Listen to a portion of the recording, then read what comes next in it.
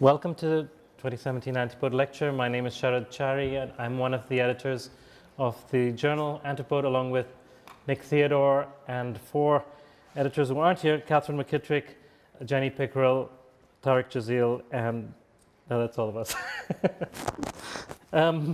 We also have the mystery person behind a lot of the machinations in Antipode, who, if you've been referees for us, you'll know. Andy Kent is usually locked up in an attic in Wales, but he's been set free for just once, Andy. But he is eternally youthful because we keep him in this attic. The journal Antipode is owned wholly by the Antipode Foundation, which redistributes some of the surplus to things like the Antipode talk and the reception that follows. And actually, the reception is from Wiley, am I wrong? Andy's here to correct me. We have scholar activist grants, and also next year Antipode turns 50, and so there'll be various things happening, which you'll see on the Antipode website. I'd also want to say a couple of things about the book series, Antipode book series, edited by me and Vinay Gidwani. Jessica Dempsey's Enterprising Nature is just out. Simone Uribe's Frontier Road, and an edited collection by Brett Christophers, Andrew Lation, and Jeff Mann called Money and Finance After the Crisis. And they're all on discount down at the book fair. So Jessica's book is here, but the others you'll have to pre-order. And last but not least, thanks to Wiley and to Ree and Amanda. If you so this side of this wall is going to be they're going to disappear after the talk, and there'll be a reception on the other side. Wiley wisely saves the drinks, saves this magical act for later. Right. So this year's talk is going to be from Professor Lisa Lowe. Lisa Lowe is Distinguished Professor of English and the Humanities and Director of the Center for the Humanities at Tufts University. She's also the Director of the Colonial Studies Program in the Consortium of Studies in Race, Colonialism, and Diaspora. Professor Lowe is well known for her work on literary and sociocultural studies, encounters emerging from histories of English and British colonialism and from histories of immigration. She's also a leading figure in the growing demand for comparative global post-colonial humanities as a cornerstone of the contemporary university. And she asked me a bit about Antipode's history, and I think we've been also moving into that domain very much in the last few years. Her key works include the book Critical Terrains on French and Anglo-American literature, Immigrant Acts, which is a key text in Asian American studies, the landmark 1997 collection with David Lloyd, The Politics of Culture and the Shadows of Capital, and most recently, The Intimacies of Four Continents, an interdisciplinary text connecting settler colonialism, the transatlantic slave trade, and trade in East Asia and China, across archives, canons, histories, showing the intimacies of four continents, how the intimacies of four continents were mutually implicated in the constitution of European liberalism and empire.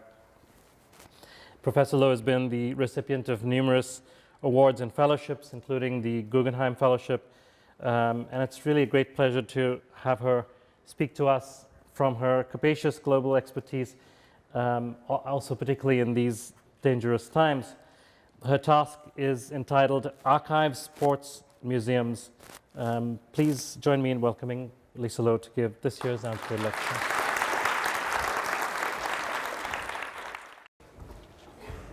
Thank you very much for the invitation, and also for welcoming me to your interdisciplinary field, which I'm very excited by radical interdisciplinary scholarship.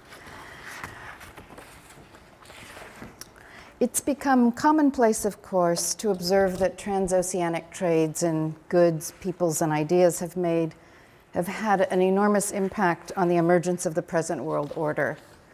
Artists, writers, geographers, and historians have begun to reconceive the history through exploring the different cross-oceanic and transhemispheric connections that have linked Europe, the Americas, Africa, and Asia.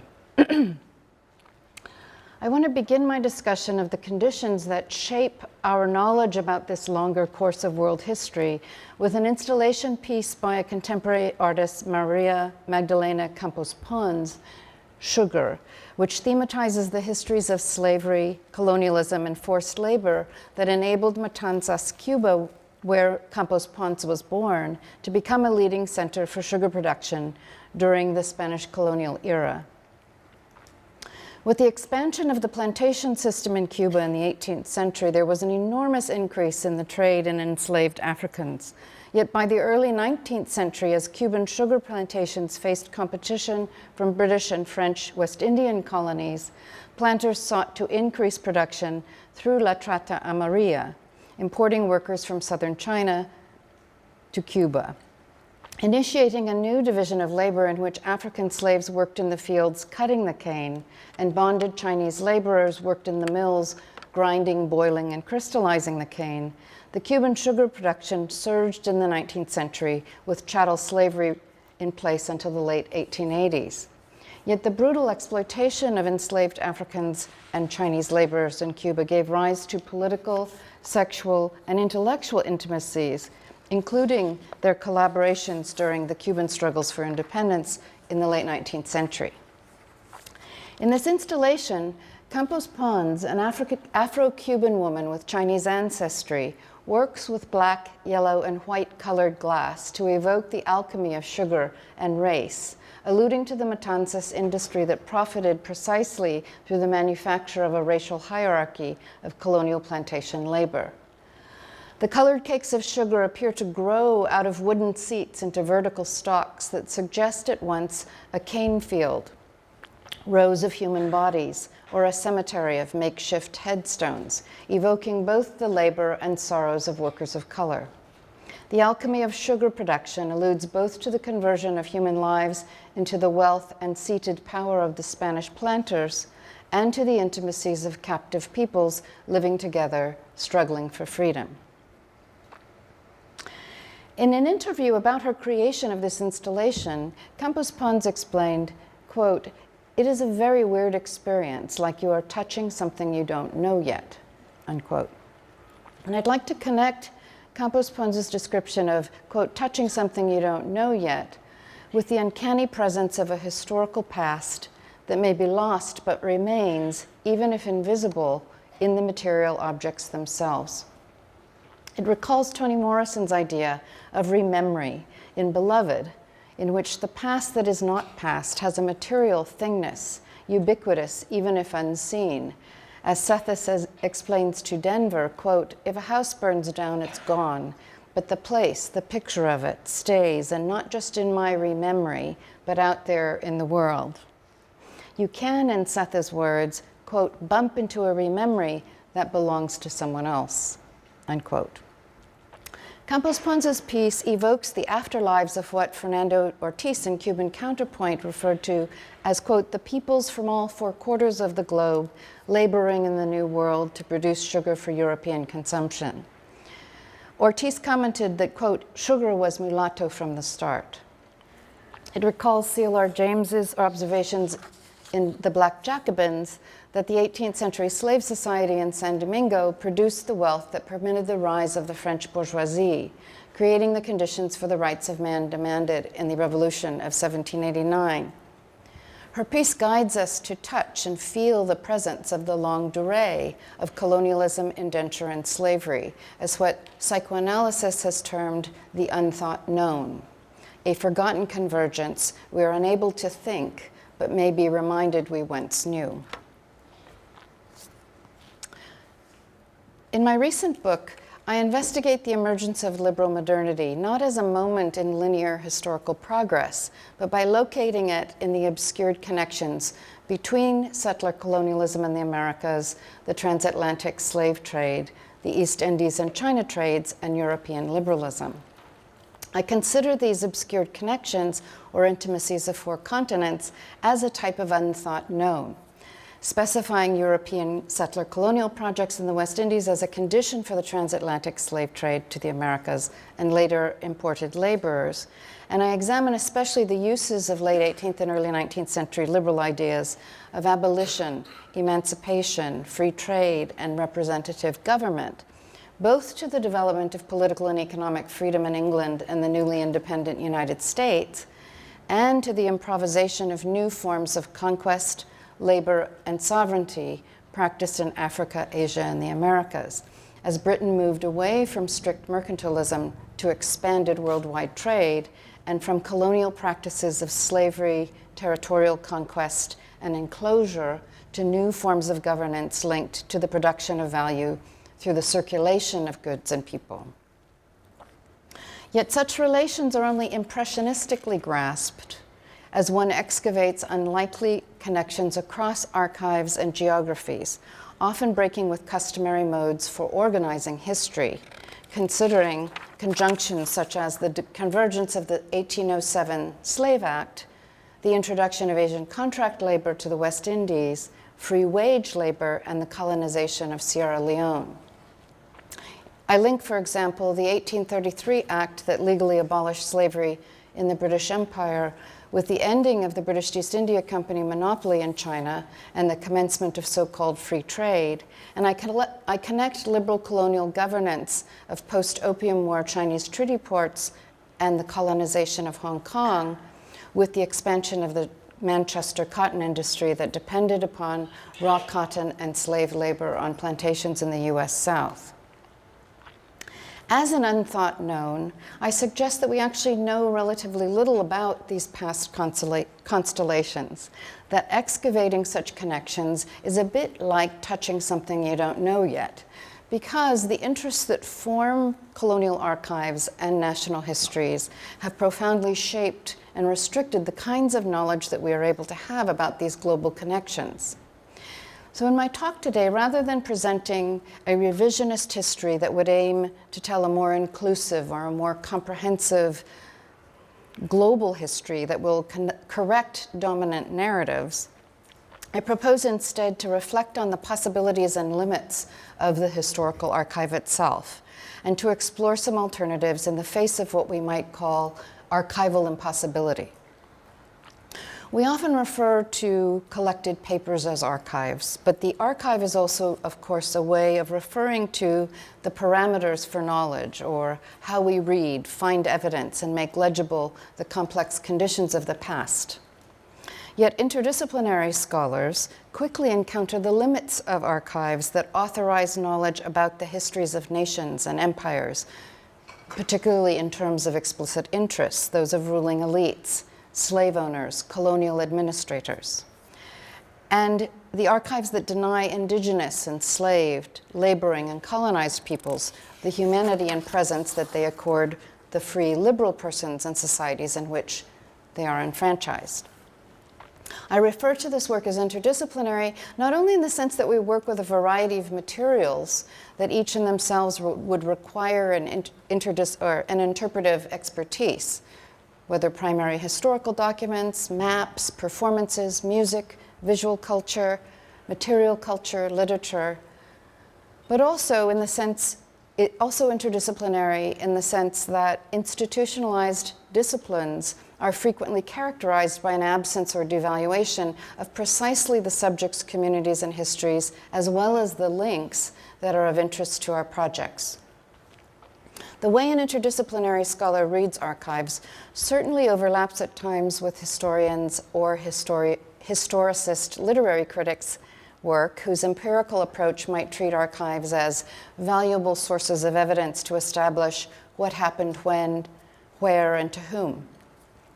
But the interdisciplinary encounter, I would suggest, is also engaged with the limits of the archive, what it privileges or omits, regulates or negates, which requires us to ask other questions about history and historical evidence, to innovate new methods for understanding the past, and to engage in what David Kazanjian has recently called scenes of speculation. However painful the confrontation with denials of indigenous, enslaved, racialized, and colonized humanity, it may also be an occasion to query under what conditions and in relation to what materials the conditions of other humanities might be examined. For my recent book, I worked with different kinds of archives. State archives like Colonial Office papers, War Department, India Office papers, parliamentary papers, on the one hand, but also literature, essays, letters, pamphlets, textiles, and other kinds of material culture on the other. In most cases, it meant negotiating with a present-day institution of some kind, libraries, national archives, private or public museums.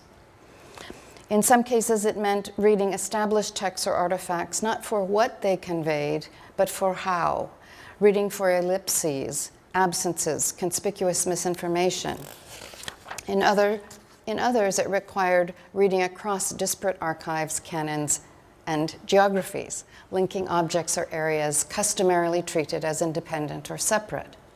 And then in others still, it meant the excavation of new material, informal, apocryphal, or not yet collected, such as unpublished manuscripts or photographs, heirlooms, commemorative practices.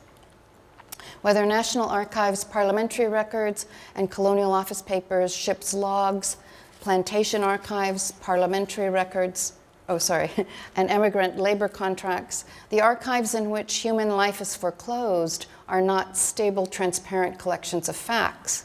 They're at once the very technologies of governance for knowing, administering, and racializing, and they also attest to the contradictions of liberalism and colonialism and yield its critique. As a bureaucracy of rule and its historical trace, official archives can be read for the way in which they unwittingly reveal not merely the violence, but also the instability of rule. For example, one reads in the archives of slavery the perilous contradictions and uncertainties that were its conditions: the ownership and trade in human beings, forced labor, denial of personhood, suppression of revolt and rebellion. When it may not be possible to undo archival violence, reading for the silences, elisions, and scarcity of narratives may also provide possible forms of understanding. In my book, I cite a conversation with the historian Stephanie Smallwood. In which she said that for her study of 17th century slavery, saltwater slavery, she read the papers of the Royal African Company, quote, not to create out of the remnants of ledgers and ships' logs, walls, and chains, the way it really was for the newly arrived slave waiting to be sold, but to interpret from the slave trader's disinterest in the slave's pain, those social conditions within which there was no possible political resolution to that pain, unquote. In other words, for Smallwood, confronting the ledgers, accounts, and memoranda in which enslaved African peoples were captured, torn from kin, demeaned as inhuman cargo, writing a history of the enslaved confronted her with a paradox. On the one hand, she wanted to affirm the human presence of enslaved people and to emphasize the possible ways they would struggle for freedom. And on the other, she maintained a skepticism toward this desire, owing to suspicions that not only the positivist methods of historical recovery, but also the promises of liberal political enfranchisement to emancipate and redeem, would risk subjecting the enslaved to the dominant terms under which they'd so long suffered and within which they'd been deemed lacking, indebted, or failed. I affiliate Stephanie Smallwood's archival suspicions, which combines the desire for human freedom with the reckoning of the conditions of its foreclosure, with a long tradition of African American social critique.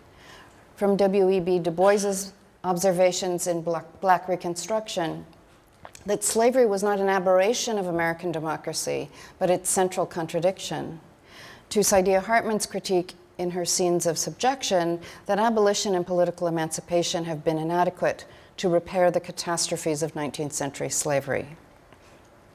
I also associate this questioning with the Black radical and anti-colonial tradition that calls for an interrogation of all different existing social forms, whether of personhood, society, state, or history, from C.L.R. James and Frantz Fanon to Cedric Robinson, Angela Davis, and Robin D.G. Kelley.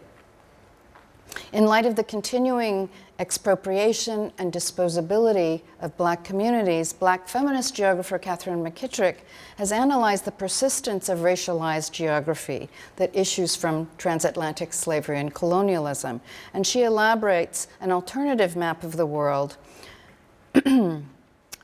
grounded by Black women in the Black diaspora. Connecting anti-colonial thought, geography, and Black feminism, McKittrick conceives geography as space, place, and location, socially and historically produced, filled with human complexity, born of histories of colonialism, racial slavery, and globalization. Pardon me.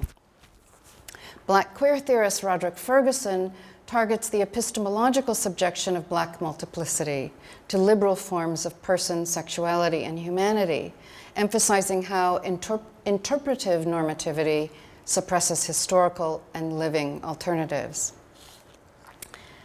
Inspired by such work, I've sought to create a genealogy that accounts for both liberalism's promises of freedom and the stark racial colonial divisions and asymmetries upon which the liberal tradition depends, and according to which such liberties are reserved for some and wholly denied to others. Put a bit differently, I observed that as 18th and 19th century liberal thought defined the human and universalized its attributes to Anglo-American man, it simultaneously differentiated indigenous and enslaved peoples in the colonies as less than human. Universalizing concepts of reason, civilization, and freedom divided humanity according to a coloniality of power, affirming liberty for modern man while subordinating the colonized and dispossessed, whose material labors and resources were the very conditions for that liberty. The history of modernity is, then, in this sense, a history of liberal forms monopolizing the meaning of freedom for the human and denying it to others placed at distances from the human. Race and social difference, I would suggest, are enduring remainders of the long-standing colonial processes through which the human is universalized and freed by liberal forms, while the people creating the conditions of possibility for that freedom are assimilated or left forgotten. The subsumption of colonial differences into a history of modern progress becomes apparent in the ways that the liberal archive frames innovations in rights, emancipation, free labor, and liberal government as having vanquished slavery, despotism, inequality, and war. For liberal philosophers from John Locke to John Stuart Mill, the use of violence is not eliminated in the move from the state of nature to political society, but rather it's transferred to the state and justified by the need to contain the natural condition of war in which life and property interests are threatened. State power requires violence executed through laws that secure peace and protect the subjects within civil society and situate other peoples at the margins of that civil society. The subsumption of colonial difference occurs in part through this rationalization of violence in liberal political thought, authorized by the rule of law in the service of public interest and the security of the nation. Locke's natural law, for example, would seem to grant Native peoples the rightful possession of the land on which they lived and labored. Yet his theory of property justified English settlement of New England in the right to, quote, appropriate any parcel of land by improving it, unquote, and it justified war against indigenous people resisting in the provision that, quote, everyone has a right to punish the transgressors of the law, to preserve the innocent and restrain offenders, unquote. Liberal theories of property portrayed lands in the so-called New World as if they were vacant, insufficiently cultivated, or uninhabited by Christian civilized persons, central tropes taken up by settler histories to dispossess native peoples of their land. Liberal rights to property and commerce were also notoriously employed to justify the slave trade and the commerce and ownership of people. The correspondence of colonial administrators, slave traders, and company agents are replete with statements that affirmed their rights to own and trade in human beings, designated as chattel and cargo. The transformation of African persons into commodities being owned as property replaced kinship and location as the defining glues that bound person to society. As Jennifer Morgan observes, the 1662 law of partus sequitur ventrum, that which is brought forward follows the womb, dictated that the children of enslaved women inherited the mother's status as slaves, making enslaved women's bodies vulnerable sites within colonial slavery, essentially forcing them to reproduce a type of kinlessness. Saidiya Hartman argues that because slaves were not civic persons but property, slavery founded the conditions of possibility for liberal civil society, reproducing black exile from individual will, domesticity, and social recognition, even in the aftermath of so-called emancipation. Now, by the late 18th century, abolitionists would then employ liberal principles to argue for the emancipation of slaves. Christian abolitionists in England submitted that slavery was cruel and immoral, and that its end was necessary for a just humanitarian English society. Black British abolitionists were often persuaded to articulate their opposition to slavery in similar terms. Even the most eloquent Black Atlantic or African American slave narratives that provide accounts of slavery and the struggle for freedom are limited by the archive and the conditions within which they could be read and written. While arguments for abolition brought economic and political reforms to England, they failed to curtail the slave trade, and conditions of enslavement persisted for former slaves far beyond emancipation.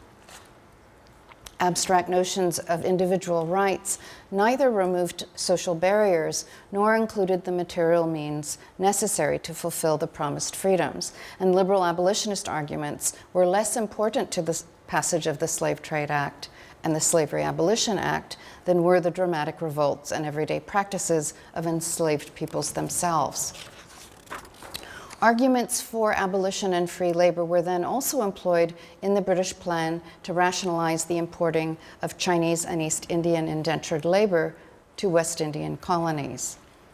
In an 1803 secret memorandum from the British Colonial Office to the chairman of the Court of Directors of the East India Company, colonial administrators outlined a plan to import the, quote, free race of contracted Chinese laborers to work in the West Indian island of Trinidad, to, quote, provide security against the spirit of insurrection being excited amongst our Negroes in the colonies.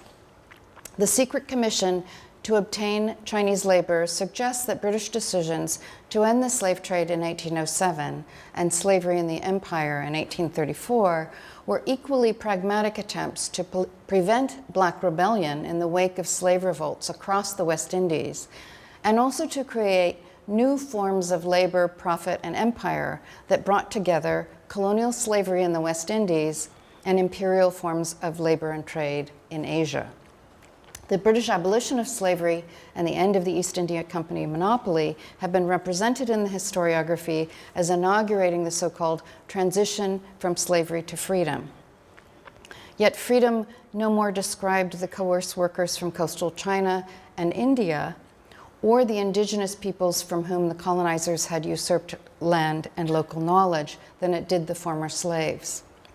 This linear conception of historical progress in which the slavery of the past would be overcome and replaced by modern freedom concealed the persistence and ongoing dispossession and slavery for slaves and indentured alike, as well as the new British-led imperial forms of trade and governance expanding across Asia, Africa, and the Americas under the liberal rubric of free trade.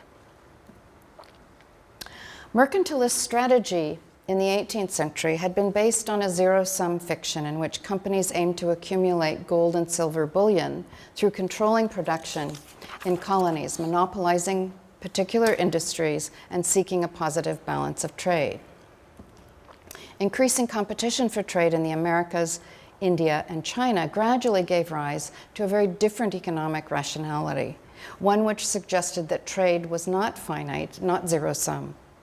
The British abolition of the slave trade and the end of the East India Company monopoly then facilitated free trade ordered by this new economic rationality that permitted expansion of the trades in Asia and elaborated the powers of the British over most of the world's trade routes. The First Opium War, fought between 1839 and 42, compelled the Chinese to comply with this free trade credo that ushered in new forms of liberal colonial governance in Hong Kong, as well as the treaty ports that relied less upon the model of territorial governance and occupation and plantation economy exercised in the Americas, and more upon the management and control of overseas trade and deterritorialized populations from Asia. The strategies that became regular parts of the governance of both Hong Kong and the Chinese treaty ports until the century's end included compulsory registration, police buildup, criminalization of transient populations, racialization of sexuality, and a military state of exception to command the seas. In the papers on the founding of the Hong Kong colony after the First Opium War, British administrators appear preoccupied with the constantly shifting nature of Hong Kong's early Chinese populations, and successive governments created laws to prosecute vagrants and transients in the early years of colonial rule. At a time when vagrancy laws criminalized peoples around the world, criminalizing fugitive slaves in the United States, outlawing and punishing the indigent, poor, and homeless in other parts of the world. Large groups of people had been displaced from southern China in the wake of the war and the beginnings of the Taiping Rebellion. The commercialization of the rural economy created land and food shortages for many southern Chinese and dislocated peasants who migrated to Guangdong or Canton and Fujian to Hong Kong. The second governor, Sir John Francis Davis, passed nearly 20 ordinances each year legislating different forms of Chinese vagrancy, requiring compulsory registration, policing of social spaces, inspection of bodies, all of which were means and are still means of regulating colonized populations. Liberal political philosophy furnished many of the utilitarian and humanitarian rationales for what we might think of as imperial innovations. Mill's classic Considerations on Representative Government, for example, famously defined the best government as that which discerned those who were unfit for liberty or not capable of self-determination and self-governance. Mill wrote that, quote, despotism was a necessary medicine for diseases of the body politic which could not be rid of by less violent means, unquote.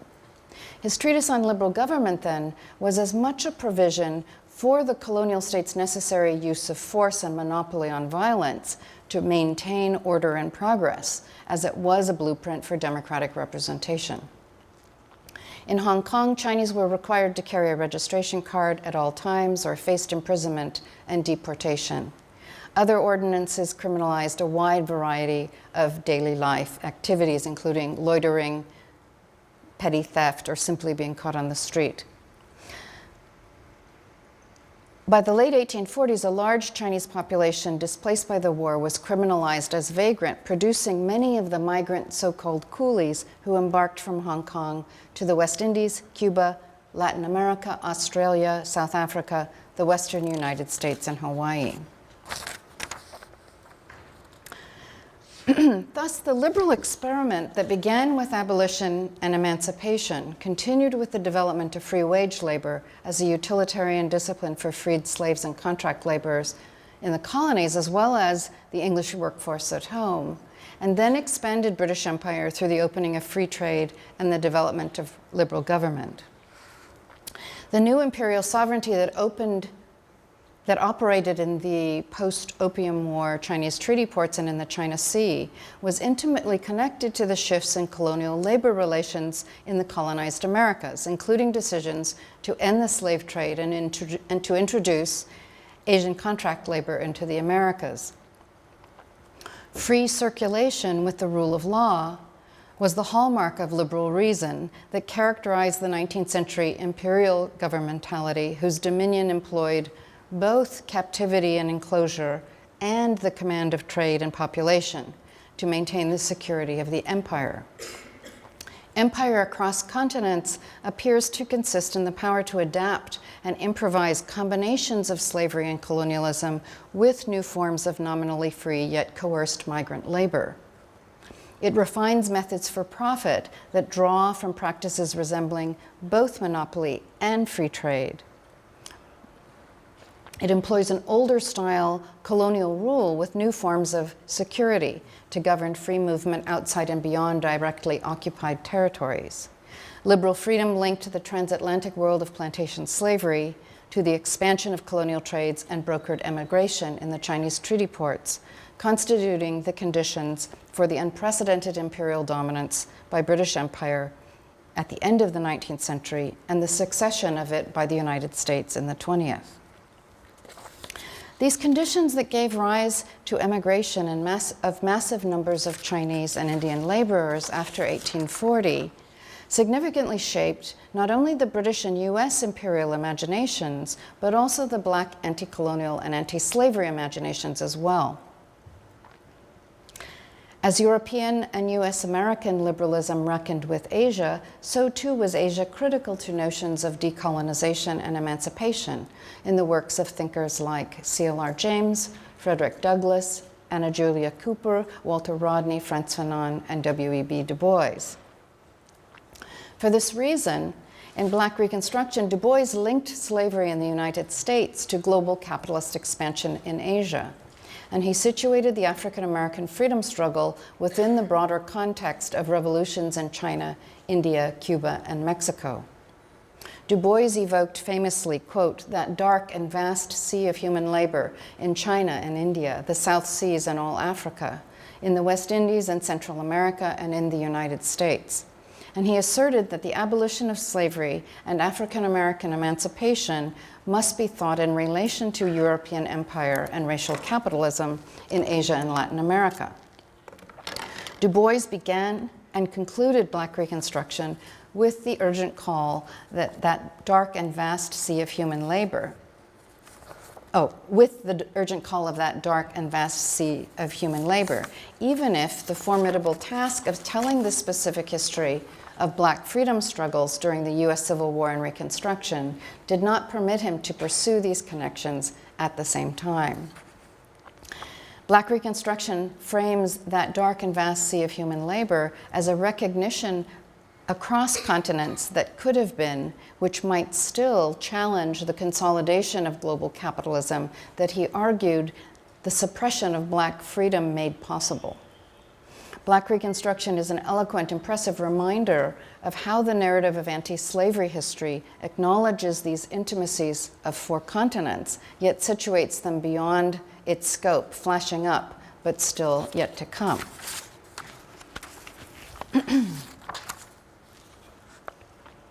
I want to conclude by discussing this 18th century desk and bookcase recently acquired by the Museum of Fine Arts in Boston.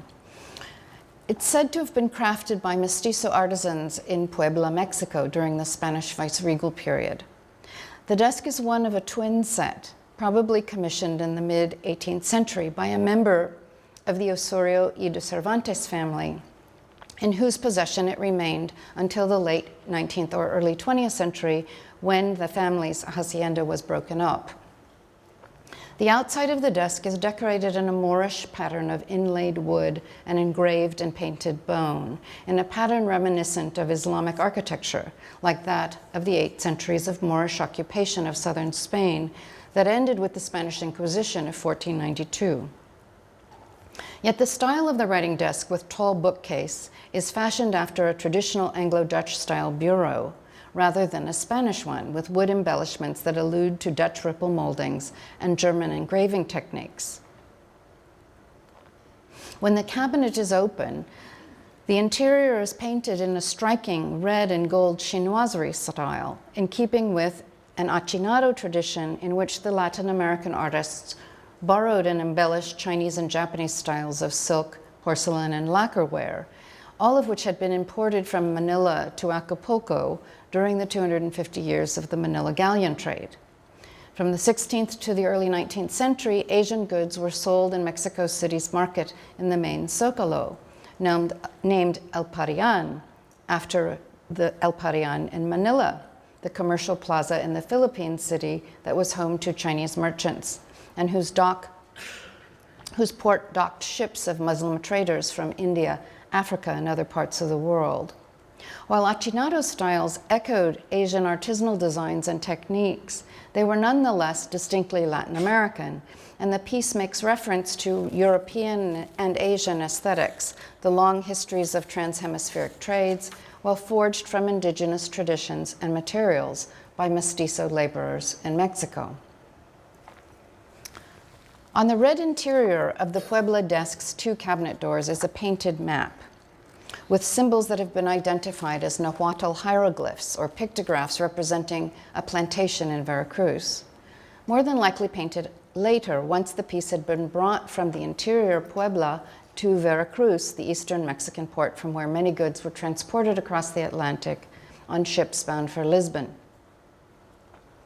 Figured in the maps and on the desk drawers are scenes of plantation life that included ranchers and farmhands, among them free blacks or enslaved men on the one hand, and mythical creatures like unicorns, elephants, reindeer, birds, and lions on the other. The Puebla desk suggests a number of points with which I would like to conclude. In one object, there are traces of complex transoceanic and transhemispheric itineraries that condense enslaved, mestizo, and imported labor, Asian and European influences, and foreign and indigenous materials, which compels us to rethink static essentialisms of race, place, or nation, as well as unidirectional or bounded histories. Yet beyond merely expanding or pluralizing archives, peoples, and cultures, or thinking beyond singular autonomous traditions, the desk also figures the possibility of relation, contradiction, connection, and exchange between, within, and across asymmetries of scale and kind, as a way to conceive various worlds of meaning in relation to one another. Even while a single object may be a repository of processes that link Asia, Africa, and Europe with the Americas, it suggests we lose the particularity of each historical and ongoing process if, on the one hand, we render them analogous and equal to one another, or if, on the other, we insist the exclusive elevation of one history or people and the erasure of the others. In this way, the desk suggests that if we are to account for differentiated yet simultaneous histories and modalities, we might need to retire the convention of comparison, an operation that presumes equivalences between discrete analogous units, in order to be able to think differently, whether politically, historically, or ethically, about the important asymmetries of contact, convergence, and possibly solidarity. Returning for a moment to the installation piece by Maria Magdalena Campos Pons, with which I began, I want to suggest that while it is made, situated, and its meaning circulates in an entirely different circumstance than that of the 18th century desk, her contemporary piece may teach us about connections and intimacies that might enable us to read an artifact like the desk for the undisclosed histories it holds. That is, to understand the desk, we might, for example, consult archival records about its provenance to learn about the Mexican family who commissioned it. Or we might learn about the trades that brought the silks and lacquerwares to Mexico. Or we might look into the histories of indigenous and mestizo workers there. But in light of Campos Pons's installation that evokes the sentient materiality of sugar, it may permit us to ask some other questions, like what sociality and behaviors are embedded within the materiality of the desk. The investigation into the past includes not only the archive of written texts, but also embodied memories or the repertoire of gestures, orality, movement, song, and dance. Where the written archives are often means of stabilizing colonial and state power, embodied practices implied by material things may evoke other notions of agency, history and resistance, particularly with respect to subjects and communities without access to written means of representation. Contemplating the desk and bookcase, then, one imagines that at different times and in various locations, it linked Filipino mariners and Muslim traders, Asian merchants and Mexican artisans, indigenous geographers and black farm workers. Who painted the red and gold interiors of the cabinets, and from which animals did they derive the bone, and from which plants came the dyes for the paints? Would the woodworkers who made the desk or the painters of the interior cabinet have had the fleeting chance to sit at it? Who had the leisure to sit at the desk, and what did they write as they gazed at the painted maps? Were they curious if the black workers depicted were enslaved or free?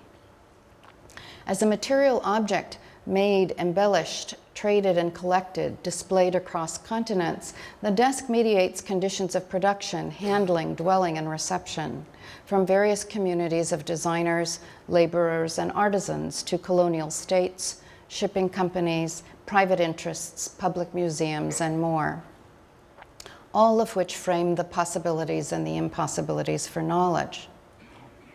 Just as the late John Berger famously observed that every image embodies a way of seeing, a material thing suggests a way to feel historically, not as the instrumental desire for evidence or for possessive preservation, but as the contemplation of different kinds of meaning embodied across time and space.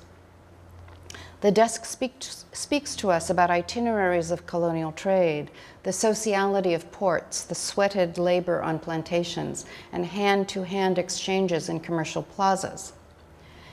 It is an eloquent palimpsest of different layers of labor, place, and location, conveying other forms of intimacy, mobility, and community. It asserts the divide between those who sourced the materials and made and painted and adorned the desk, and those who were permitted to sit, read, write, and gaze at it, to own it, to possess it. Yet an object like the desk also gives us an allegory of the always layered and mediated relationship of the present to the past. It upsets the boundary between a stable present and a corresponding past. It unmoors and puts into motion who we are and what we think we know. Always itself and other than itself, the desk as an archive appears to abbreviate the whole course of human history into a finite object, while simultaneously refusing to yield this infinite multiplicity. We are promised a faithful representation of the past, even as its representation obscures the worlds beyond we will never know. Thank you.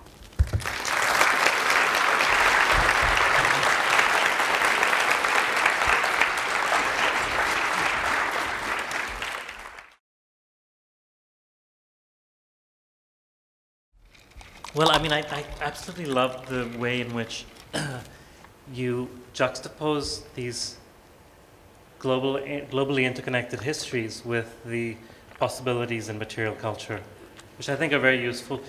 One thing you walked into in this conference is a set of debates around the notion of planetarity, which may or may not be interesting to you, but it is it's an obsession, current obsession. And, and there's all sorts of unease around it. But in a sense, it is about grappling with geographers grappling in different ways with speaking from various forms of evidence and various kinds of theory to a kind of global account. And you've provided a very different, I think a very useful provocation for us, I think, by juxtaposing what we think is already true, but is difficult to do, which is that we live in a world of incredible interdependency, and also of sort of forcibly separated histories. Another concern in contemporary geography is thinking beyond methodological nationalism. So that's another kind of, but also the other thing that I think you bring to bear on this is the provocation through my favorite passage from Toni Morrison's Beloved, the passage on rememory, and also that discussion between Setha and Denver, which continues. Denver says nothing ever dies, and Setha says nothing ever does. But in the book, Denver walks out, and she's the figure of the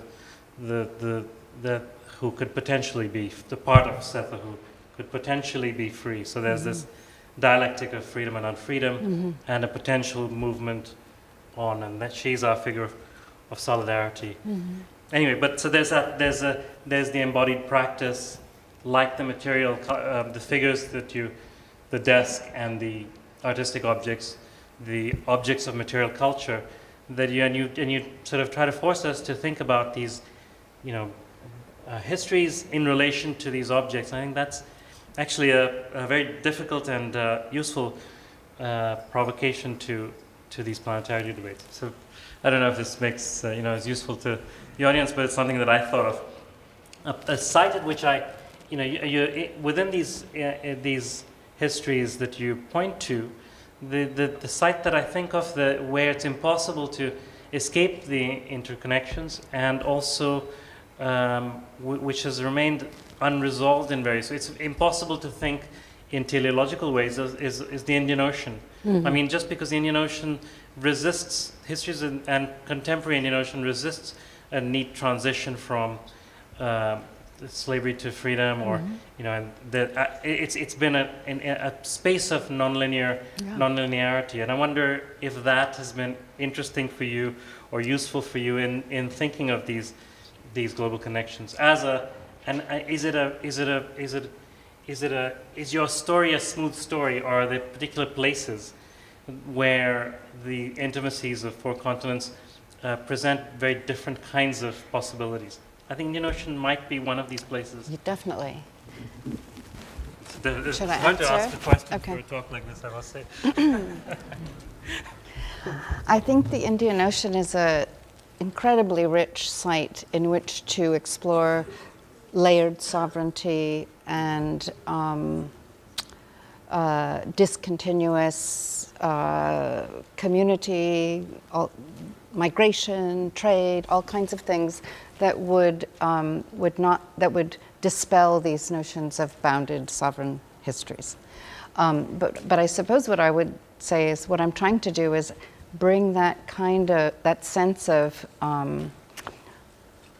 irregularity and disrupt the linear narrative that's often told in relationship to the British Empire in the Americas. That's for sure. Yeah, so I'm trying to disrupt that linearity and that sense of progress and development, or slavery to freedom narrative, by I think looking spatially, maybe, Yes. but not spatially in a planetary totalizing way, if I understand that debate. Yeah.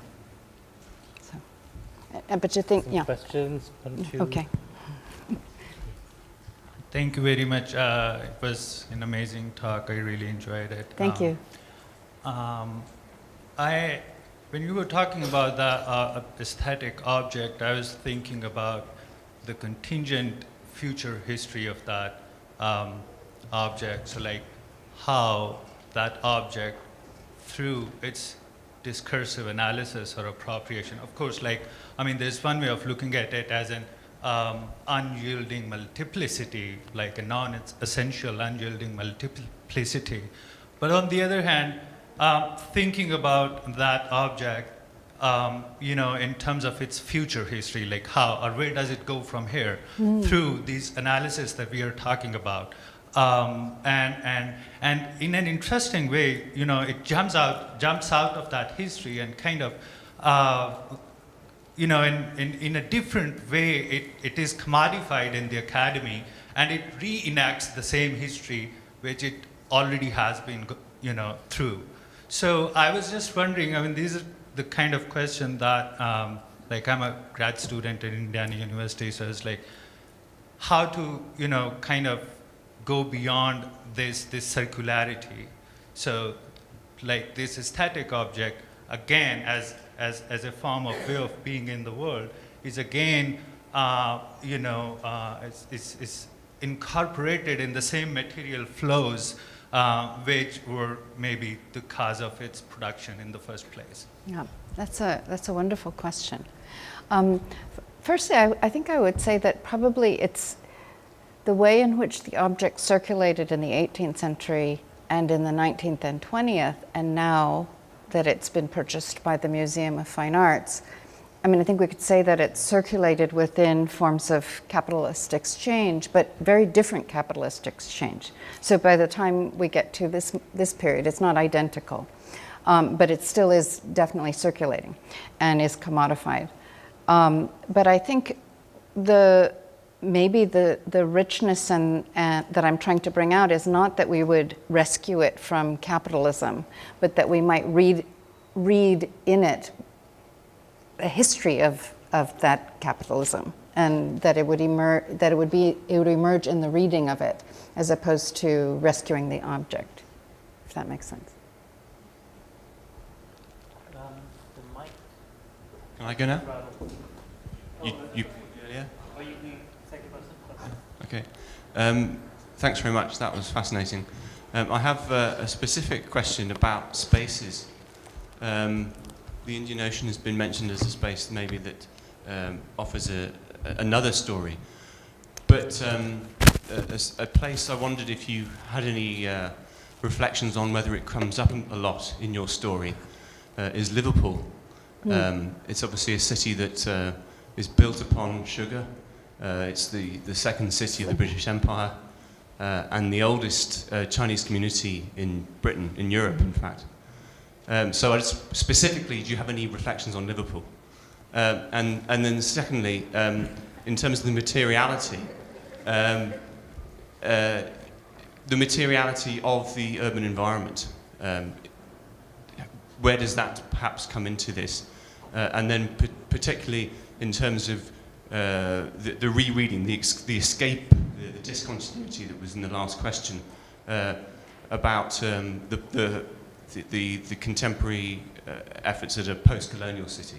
How do we redo the city so that to take these histories into account? Do you want to take? Oh, sure, I'll take a couple, if you like. Thanks, Reed. It's down here, Reed. Thanks.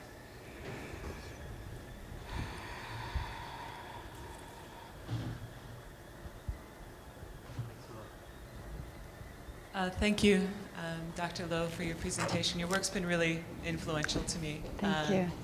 And your opening on the exhibition by the Cuban artist reminded me of the fact that within the Cuban census, there's no category for someone of Asiatic descent.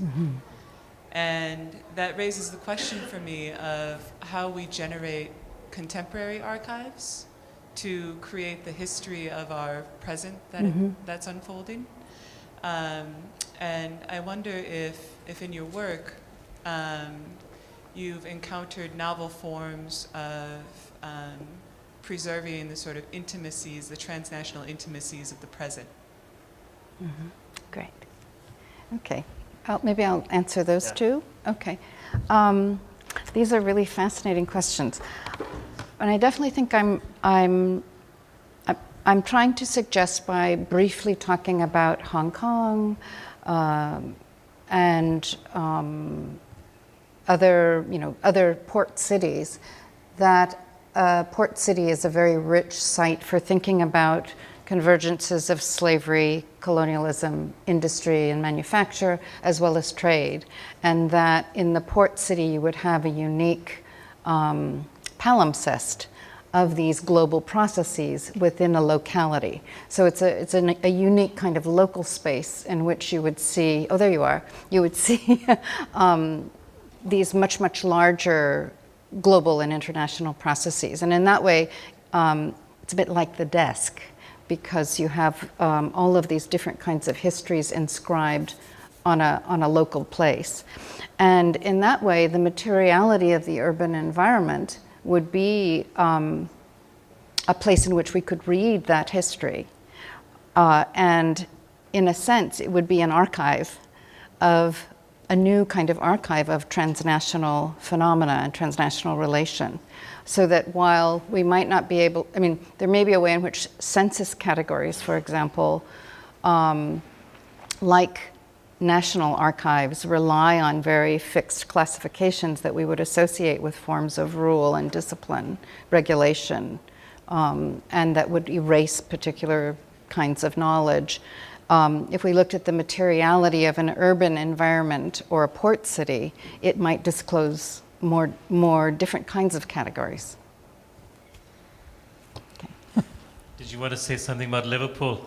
Not Liverpool specifically, I'm afraid, but I understood your intention in asking about it, that you were asking about a port city. So.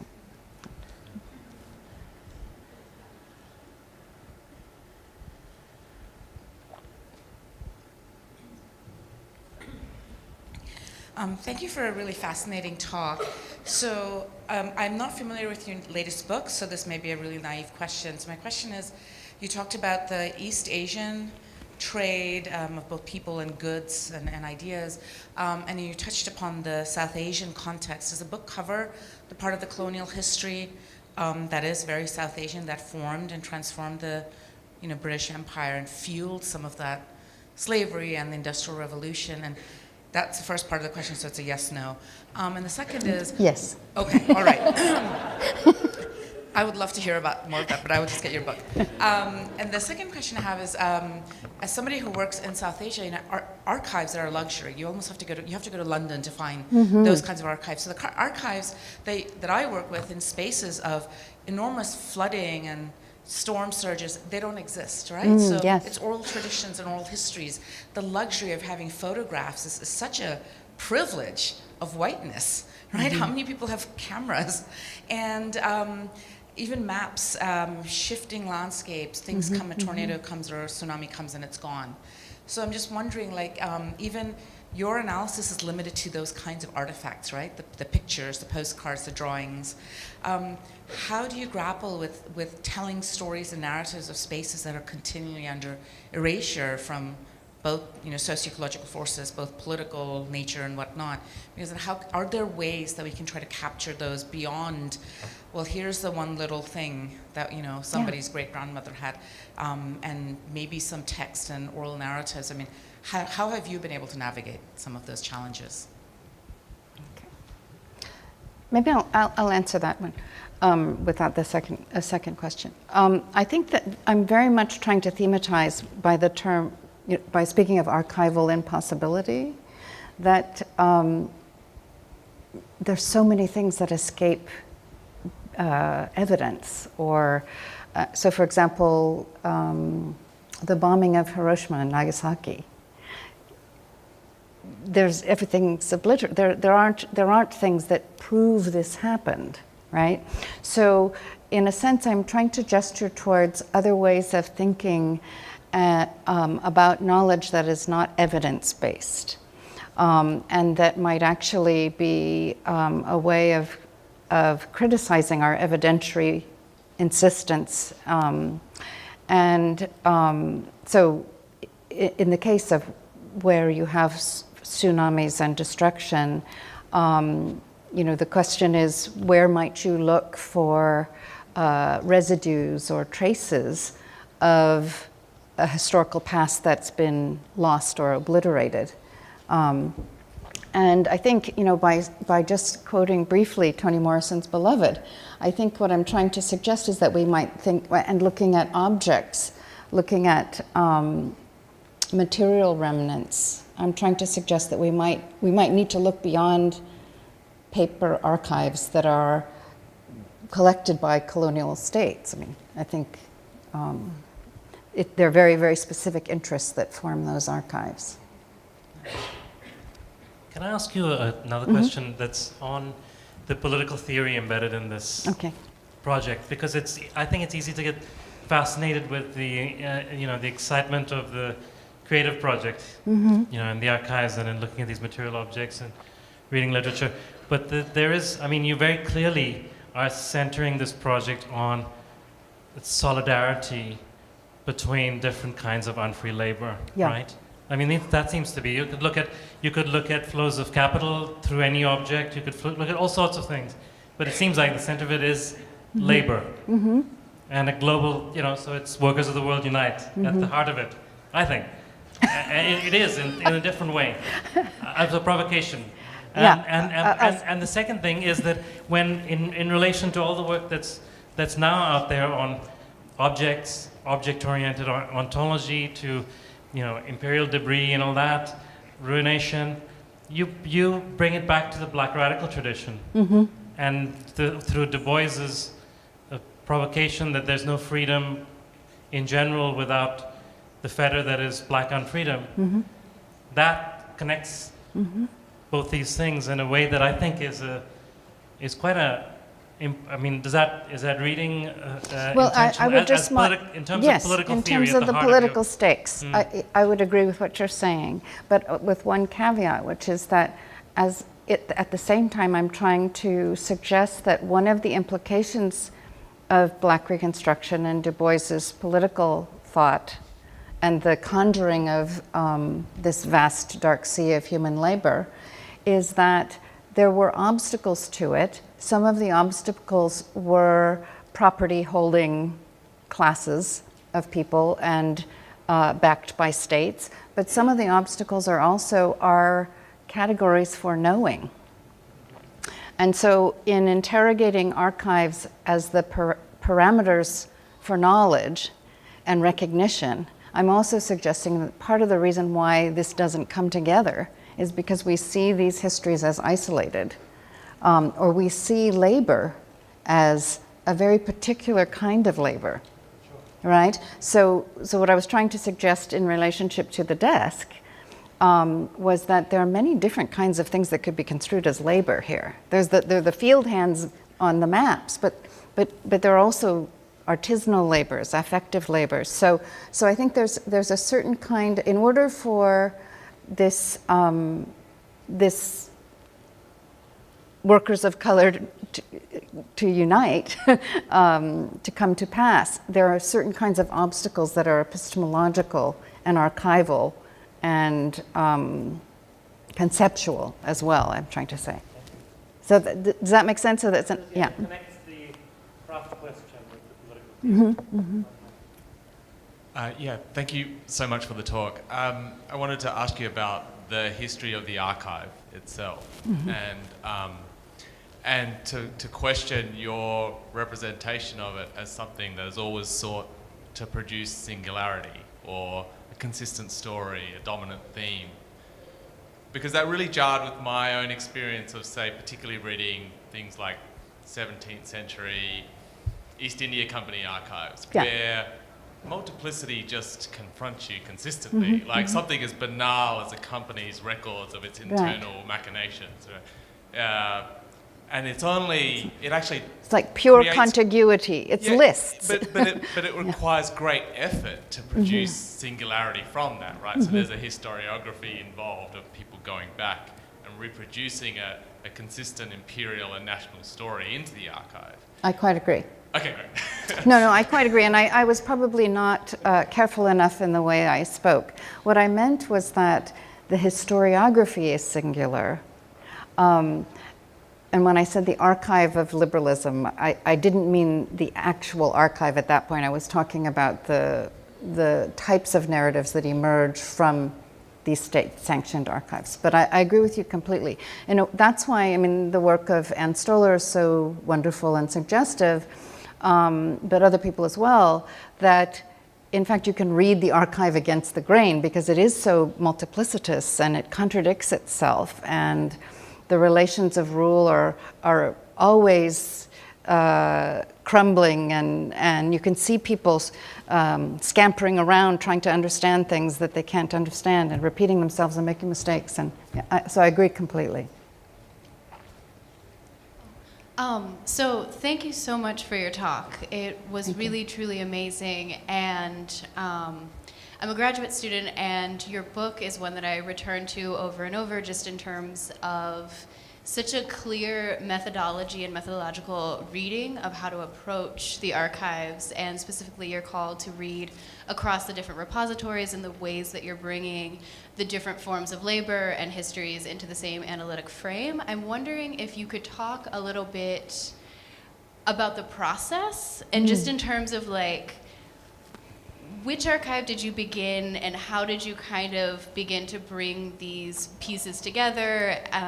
Yeah, because it's like such a gorgeous project, but then there's the question of like, what are the points of entry, and then how do you build and then craft this amazingly gorgeous narrative that comes out? Well, you're very kind. I'm glad that it's useful to you. Well, I started with that 1803 memorandum. When I first found that, it seemed to be a kind of smoking gun, linking the colonial office and African labor, and this request to get Chinese labor. And the memorandum says explicitly, you know, in light of the slave revolts, you know, it would be great to get a more docile group of people who are good with plants.